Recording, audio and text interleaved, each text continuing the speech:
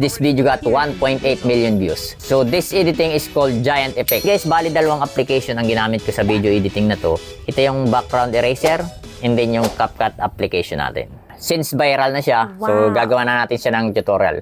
So first thing we need to do is create a video shoot. So gawa na tayo ng video shoot. Let's go! So ayun, bali gumawa lang ako ng 10 seconds na video shoot. Play natin siya. Ayan. So, ganito yung tema niya, guys. Pumunta kami sa isang underpass dito sa Pagbilao, Quezon na yan. So, para magbuka tayong giant, ang ginamit ko dyan is tripod na iniklian ko lang yung paa ng tripod ko. So, angat lang siya ng siguro isang dangkal dun sa ground natin o dito sa kalsada. So, and then meron tayong braids sa likod para magbuka tayong giant. So, yan yung i-edit natin yung braids. So, ilalagay natin yan sa harapan natin para magmukha tayong giant dyan. So, i-play natin yung video shoot natin. Ayan. So, ganyan lang. Then, yuyuko tayo kunyari. Ayan. Then, atras tayo para magmukhang nandun sa tayo sa tulay. Ayan.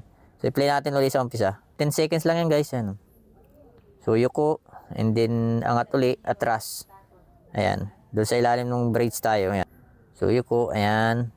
Hindi na natin kailangan ng empty screen dyan. Ayan. Atras ng konti, ayan, okay na. Pinan natin yung ating CapCut. So, ito siya, guys. 10 seconds video shoot. So, add natin yan. So, play mo natin ulit siya. Ayan. So, yan. So, 10 seconds na video shoot. Save natin yung sounds. Mute clip. Ayan. So, wala na siyang sounds. Drag lang natin yung ating clip. Main clip. So, drag lang dandaan. So, mag-i-split tayo dyan sa parting yan. Ayan, dyan siguro. So, split tayo dyan. Yung malapit nang lumapad yung ulo doon sa tulay. Ayan. Ayan. So, split muna tayo dyan. Click natin yung main clip. Split. Ayan. So, and then, after na may split natin, so, mag-i-screenshot tayo dito. So, i-click muna natin itong nasa parting kaliwa. So, yung may arrow pataas at arrow pababa. So, click muna natin yan. Ayan. So, kapag nakaganyan yung position niya, so, screenshot na natin siya. O, ayan. So, then, i-back natin ng isa. Pupunta tayo dun sa isang application. Dun sa background eraser. So, bali, dalawang application yung kailangan natin dito, guys. CapCut and then yung background eraser. So, punta tayo dyan. Ayan.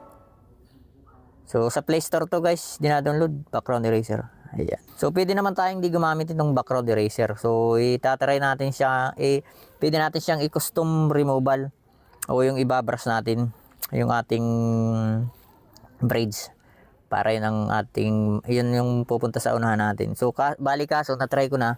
So, mahirap siyang gawin sa CapCut. So, bali ito yung naisip kong paraan para mas smooth yung babrush natin for pag-erase. Na natin yung ating screenshot. Ayan. So, done.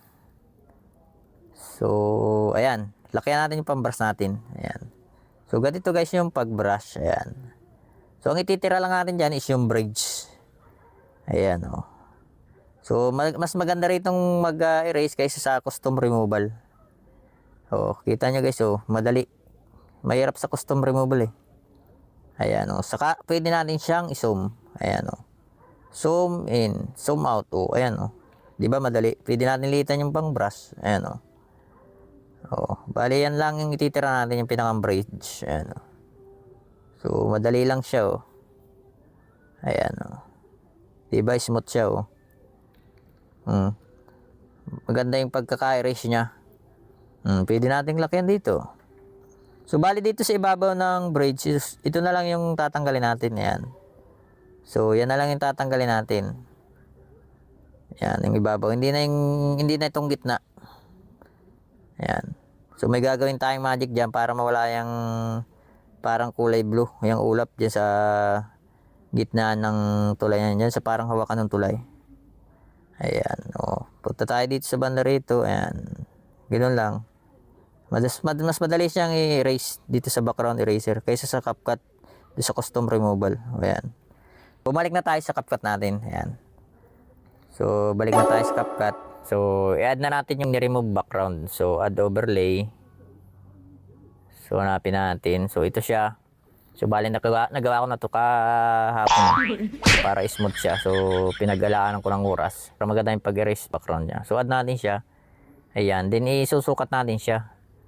So hanapin natin yung basic and then yung scale niya, position, iset natin. Position is dapat naka 0 and then yung scale niya is lagay natin sa I think 100. So try natin sa 100 kung magtatali siya. So mas madali ditong mag full screen guys kaysa sa manual. Yung itatouch natin yung screen. Mahirap dun eh. So check natin. So idrag muna natin siya sa unahan. Ayan. So and then yung haba niya, so itapat natin dito. So kahit sumobra yan guys. So bali para tumapat sa may split. So, click lang natin yung may split. Ayan. And then, click na natin yung overlay, split din uli, and then delete natin. Ayan. So, pantay na pantay siya. Ayan. So, ayan. Oh. Kikita nyo, smooth na agad siya. Oh. So, ayun. Tandaan nyo lang yung sukat, guys. So, punta tayo sa basic. So, huwag nyo kalimutan yung sukat. Yan ang importante dyan eh. Position, 0. Scale, yan. So, 100. Ayan. Then, check. Ayan. So, yun yung pinakang size niya. Para smooth siya, hindi siya malatang may in-erase background do sa ating bridge, ayan o. So hindi siya lata. So para mag-smooth lalo, 'di ba nakita niyo parang medyo kumurap diyan o. So parang may kumurap na konti para mawala yung kurap na 'yan. So click natin yung overlay natin. Punta tayo sa animation. So animation, hanapin natin animation. Ayan, yung animation. So, need natin ng internet dito. Natin out. Ayan. So, out tayo. So, fade yan. Fade out. Kailangan natin yan. So, fade out. Asan ka? Ayan, fade out guys. So, naka-pre naman. Ayan. Then, check. So, set lang natin yung, niya, yung time. So, dito lang natin i-check yung seconds niya. Ayan. So, try natin muna sa, I think, 1 seconds muna, siguro. Ayan, then check. Tingnan natin kung smooth na sa 1 seconds. Ayan guys, oh. Nawala na yung parang pumuti. Ayan, oh. Smooth na siya, oh. Oh, play natin sa umpisa. Ayan, oh. So, ayan. Perfect na yung editing natin guys, oh. So, nakita nyo, okay na siya. Ayan. So, ayan guys, ito na yung magic na sinasabi ko sa inyo. Click natin yung overlay. So, may gagawin tayo dun sa tulay. Isa parang hawakan ng tulay. So tatanggalin natin yung kulay blue doon para mag-transparent tayo doon sa likod. So click natin yung remove BG, chroma key. So itipat natin doon sa kulay asul doon sa tulay. Ayan. So kapag nakita nyo na transparent na, kita na tayo doon sa likod. Ayan. So pwede natin siyang i-check. So pwede rin natin siyang i-set dito sa color picker. Ayan. Kikita nyo. So, naging transparent tayo sa likod. Ayan. So, kayo nang balang mag-set dyan sa inyong editing. So, sa akin is siguro, so, mga 9 lang siguro. And then check. So, tingnan natin sa malaking screen. Click natin dito sa parteng kaliwa. Ayan. So, play natin. Kung nag-transparent nga tayo sa likod. Ayan guys. So, transparent na tayo. Parang totoo na talagang tuloy.